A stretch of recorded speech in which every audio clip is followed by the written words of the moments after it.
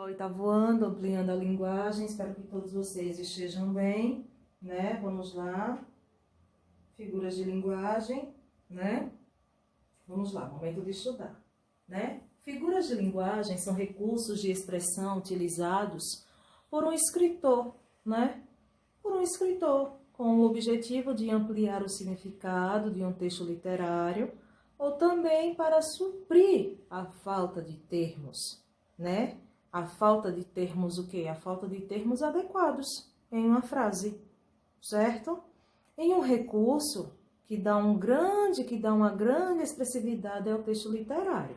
Então, figuras de linguagem são recursos de expressões. Põe aí na mente de vocês que as figuras de linguagem são recursos de expressões, certo? Com o objetivo de ampliar o significado de um texto literário, certo? Para suprir a falta de termos adequados em uma frase. As mais comuns, né, as figuras de linguagem mais comuns são metáfora, comparação, metonímia, antítese, paradoxo, personificação, ou você pode chamar de prosopopeia.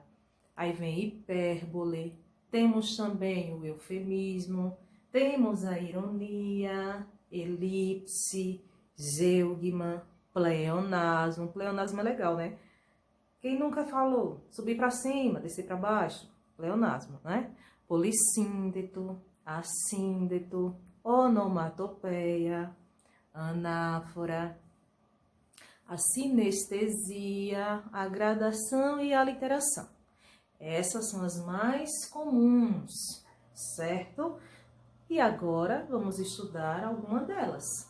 Todas, professora? Não, gente, tenha calma. Ops, presta atenção. Todas o quê, rapaz? Algumas.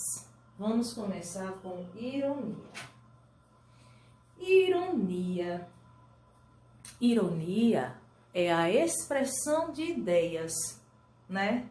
É a expressão de ideias com significado oposto. Ou não, perdão, ao que se realmente pensa ou acredita. Então, ironia é a expressão de ideias com significado oposto ao que se realmente pensa ou acredita. Então, ironia é a expressão de ideias com significado oposto ao que se realmente pensa ou acredita, né? Vamos para o exemplo, quando diz assim: moça linda, bem tratada, 3 séculos de família, burra como uma porta, um amor. Olha, gente, ironia aí nítida, né? Ironia pura. Tadinha. Ó, repare. O trecho é o exemplo claro de ironia, né? A moça, ela é descrita como bonita e bem tratada. Até aí tudo bem, né? Verdade, né? Bem tratada, o quê? Tradicional, né? Conservadora, né? De família, né? Só que ele diz o quê? E burra. O destaque em um amor, apoiando-se na descrição da moça, mostra que ela, tadinha, ao contrário de ser esse amor de pessoa, é na verdade alguém sem atrativos, sem graça, né? Aí é quando ele chama a coitadinha de quê? De burra. Vocês entenderam a questão da ironia? Ficou claro, nítido, né? Vamos agora para a hipérbole. Vocês lembram de hipérbole? Hipérbole é o quê, pessoal? O exagero. Muito bem. Ó, presta atenção. Hipérbole, né? Esta figura de linguagem consiste no emprego de palavras que expressam a ideia, né? Uma ideia de quê? De exagero, né? De forma intencional mesmo. Não é nada por acaso, não. É intencional, né? Essa figura, ela é empregada de forma mesmo intencional. Não tem nada aí questão de, foi por acaso. Não. Foi intencional mesmo, certo? Ó, vamos para o exemplo, para entender melhor. Ela chorou rios de lágrima. Ela chorou rios de lágrimas. Observa aí o exagero. Alguém chora rios, alguém chora mar, alguém chora oceano. Não, a pessoa chora, né? Muito. Agora dizer que chorou rios de lágrimas, né? Obviamente que não, né? Claro que não. Por isso tá aí a questão da ironia, certo? Ó, chora rios, né? Remete a um choro contínuo, a um choro exagerado. E o termo rios vem para enfatizar o quê? A ideia que foi um choro intenso. Perceberam a questão da ironia aí? Sim, né? Perdão, ironia não. Do exagero, a questão do exagero, certo? Tia tá com um pouquinho de dor de cabeça, mas vamos lá. Vamos agora para eufemismo. O eufemismo. E vocês entendem por eufemismo? O que é que vocês acham? O que é que vocês entendem por eufemismo? Então vamos lá. O eufemismo, ele ocorre quando utilizamos palavras ou utilizamos expressões que atenuam e substituem outras que produzem um efeito desagradável e chocante. Calma, vou repetir para que vocês entendam.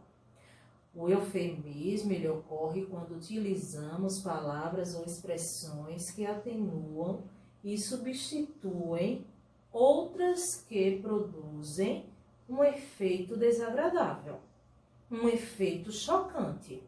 Agora nós vamos perceber qual é esse efeito, né? Qual é esse efeito? Ela substitui essa expressão, esse efeito agradável, desagradável, esse efeito chocante, né? Pense aí em um exemplo, né?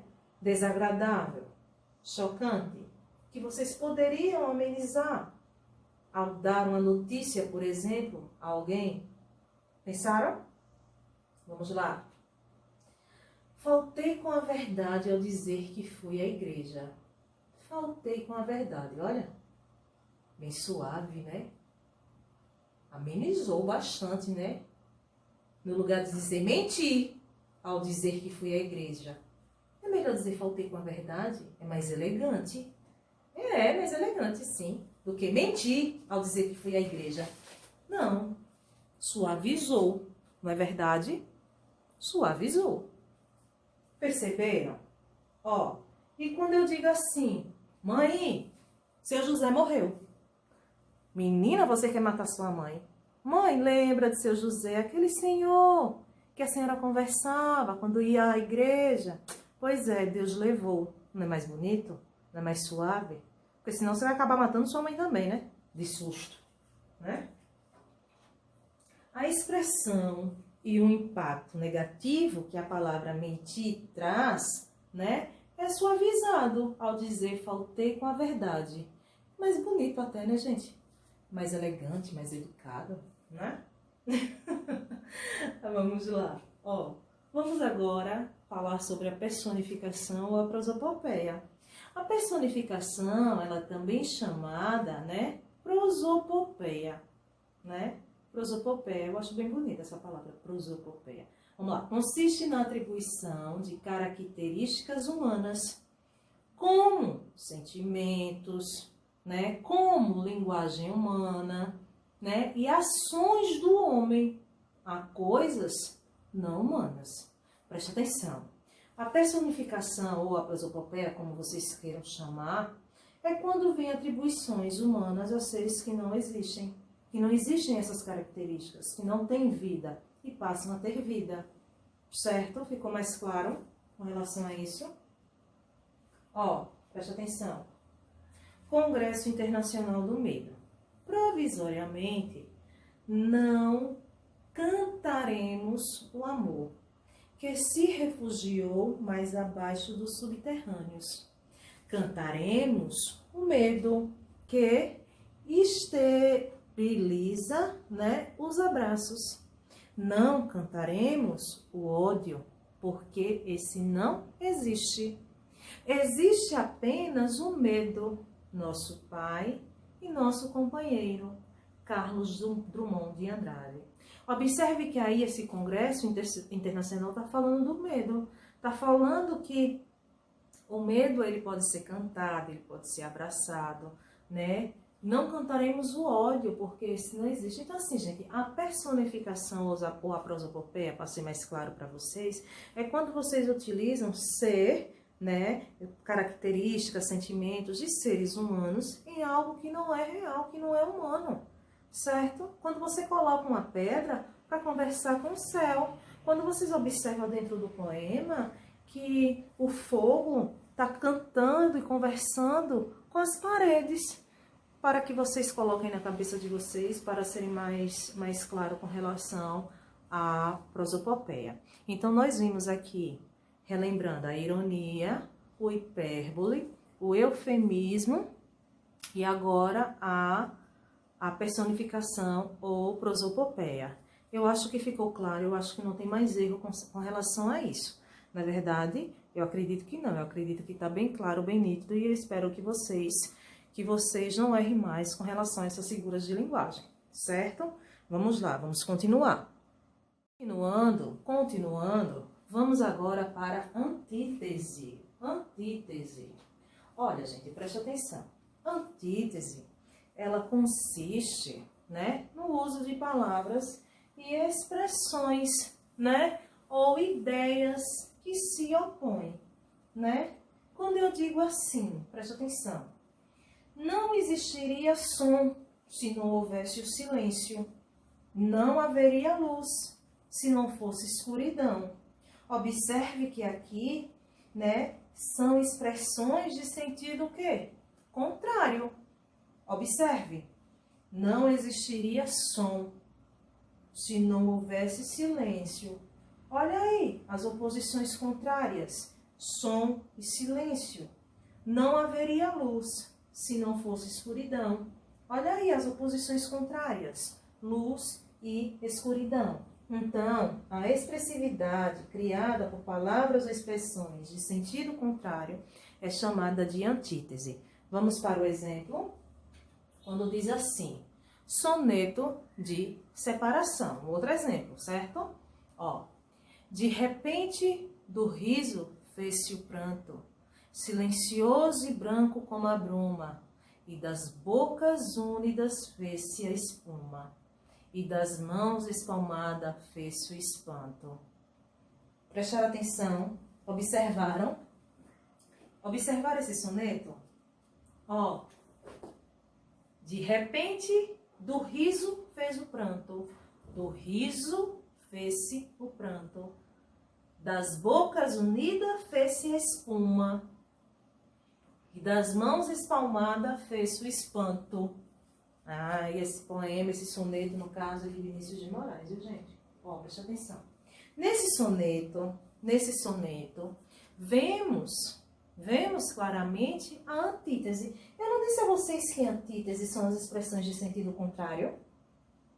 Não foi isso que eu falei? Então, gente, nesse soneto, verificamos, enxergamos, observamos claramente o quê? A antítese. Por trás da temática da separação amorosa. Que essa temática aí fala sobre uma separação amorosa. Ó, presta atenção.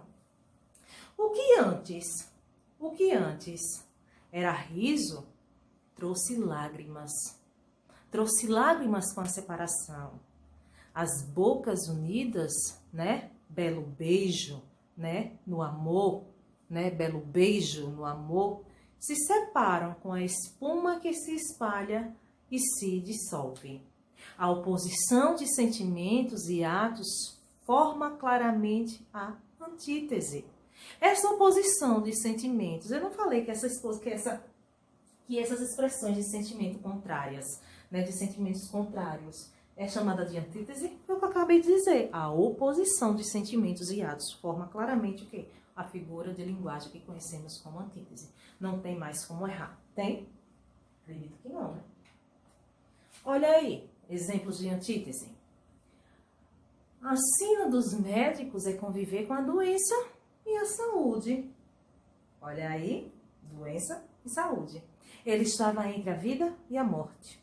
A vida é mesmo assim. Um dia a gente ri, no outro a gente chora, no outro a gente brinca, no outro a gente grita, no outro a gente cai e por aí vai. As alegrias e tristezas são constantes da vida. A educação é luz, sobre trevas. A educação é luz sobre trevas. Olha só o que estamos passando hoje, né, gente?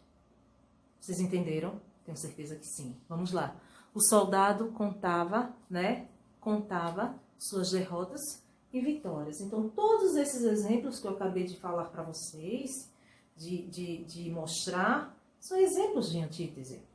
Vamos agora para paradoxo. O que vem a ser paradoxo?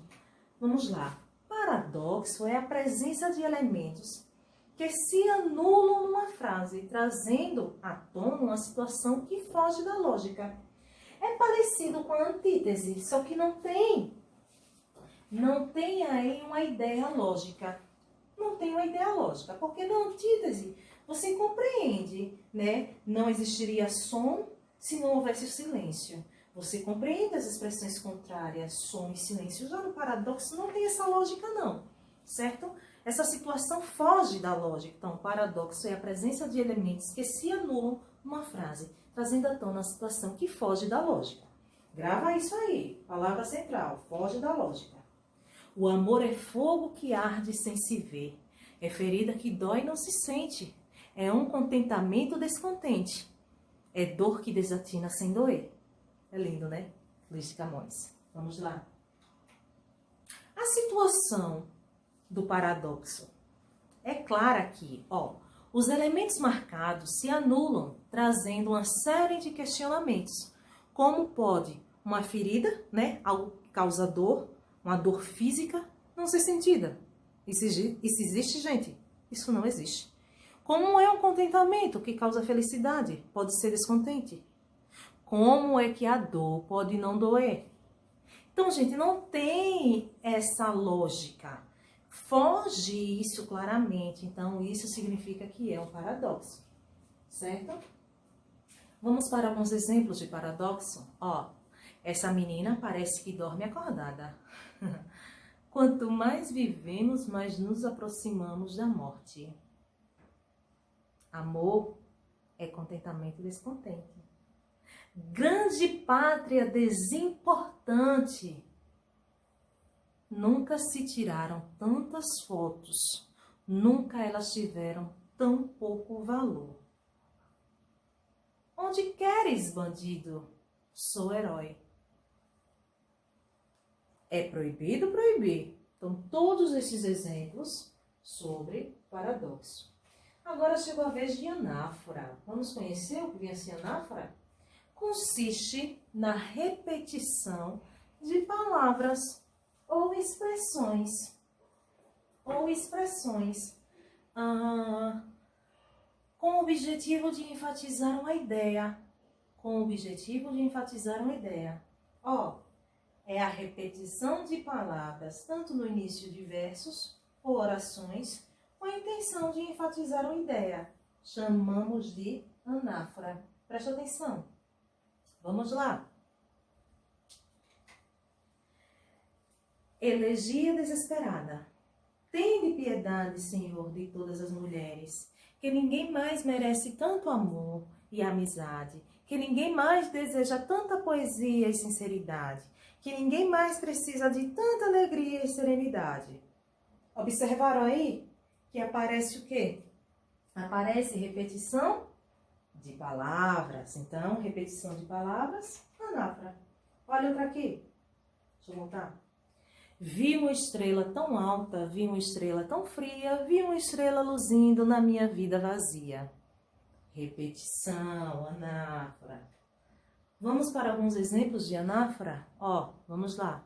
Eu quero amor, eu quero alegria, eu quero calor, eu quero fantasia. Vi você chegando e parei, vi você chegando e me calei. Vi você chegando e chorei. Exemplos de anáfora, certo, gente? Olha outro exemplo de anáfora conhecida. Vocês já ouviram, né? É pau, é pedra, é o fim do caminho, é um resto de toco, é um pouco sozinho, é um caco de vidro, é a vida e é o sol. É a noite, é a morte, é o laço, é o anzol. Tom Jobim aí, né, gente? Né? Quem sabe essa música? É pau, é pedra. Não vou cantar não, porque eu não sou cantora. Minha voz é horrível. Então vamos lá. É pau, é pedra, é o fim do caminho, é um resto de toco, é um pouco sozinho, é um caco de vidro, é a vida, é o sol, é a noite e a morte, é o laço, é o anzol, e assim vai. Vamos lá. Então, exemplo nítido e claro aí para vocês de anáfora. Agora vamos para hiperbato ou inversão, dá no mesmo, certo? Hiperbato, né? Hipérbato,